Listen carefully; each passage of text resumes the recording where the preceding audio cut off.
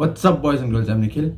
A few days ago, I just realized that there are very few people in the top 25,000 who have just got to that rank because of only two subjects. The rest, majority, is because they have done three subjects well, so they have come in the top 25,000. So I started thinking that there is something people like me, that very few people like me did right, and there is something that people with three subjects did wrong, so that they couldn't even come in the top 25,000 rank. I'll discuss the things that I did right and certain things that they didn't focus. They thought this won't affect anything, but it made a difference. I'll begin with the first thing, that is, when you begin your exam or start your exam, if you're able to answer the first three questions or four questions that appear on a screen, you will naturally be confident to attempt the next questions better. But in case you're not able to answer the first four questions, not able to answer the first four questions at all, you read those questions, those are from the chapters you've studied, but still you're not able to answer, then it has a deep impact on your confidence, especially in the initial moments of your exam. Now, I've been in the case where I've been able to answer the first four questions, that continuously the first four questions, and also been in the case where I was not able to answer the first four questions. I was able to answer the first four questions in JEE Mains, but I was not able to answer my first four questions in JEE Advanced. But both of the exams I cleared. There's a reason for this, because I was prepared for the worst case. Now, I've been repeating this point continuously in several videos, but the word worst case or the meaning of the phrase worst case I have not explained in any video. Before that, I think many of you don't know my JEE Advanced rank.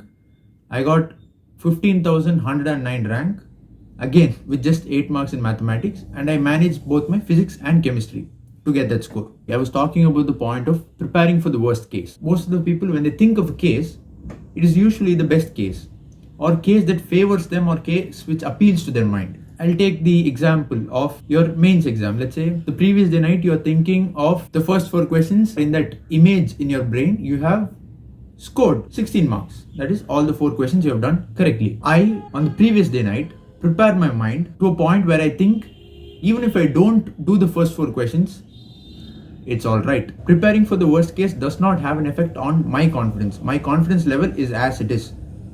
But I think of the worst case so that I don't unnecessarily panic. I think many will agree to this, and also they'll tell me this, bro, if I was able to answer the first three questions, I would have done very well in the paper. Now, all I need from you is to think that you will not be able to answer the first questions.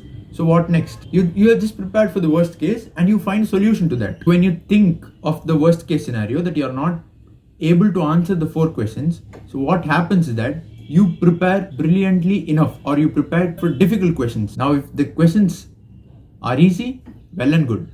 Otherwise, I knew what would happen. Move to the next with the same amount of hope. I'll tell you an example of my friend. Before the exam, I thought he would get 99 percentile because he had done more syllabus than me. Now, what happened was that he ended up getting 93 percentile. So after the exam, I phoned him and I asked, bro, you said you covered the syllabus. No, tell me more about it. How do you cover your syllabus? How many questions do you do? He says, I read the chapters, I read my notes, and I do about 50 questions. The point of difference between me and him is that he did 50 questions for a single chapter.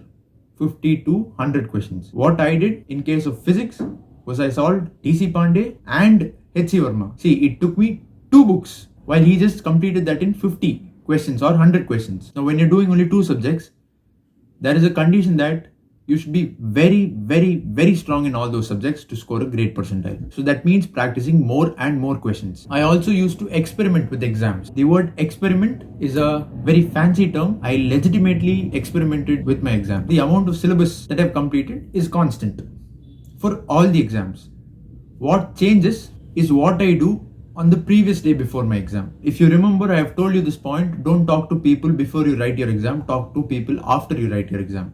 That point came from this experimentation part. So what I did was, one day before my exam, I spoke my heart out, told how I studied the entire night, told that to my friends, and I actually felt a bit tired while writing the exam because I have spent so much energy talking to my friends, convincing that I had studied the whole night. And the most important fact was that whatever information they gave or whatever information I received from them usually made me more nervous. See, if you don't panic during the initial moments of your exam, there is a high chance that you will do your exam well. But there is always a rule of exception, leaving that this is a general case. So on experimenting, I understood when I didn't use phone on the morning of the exam or on the previous night of the exam, I scored well. Same thing, I had no control over the information. So if you're having the chance to write many tests, do certain experiments to find out in which way you should be prepared on the previous day, so that you don't have this unnecessary sense of nervousness or panic in you.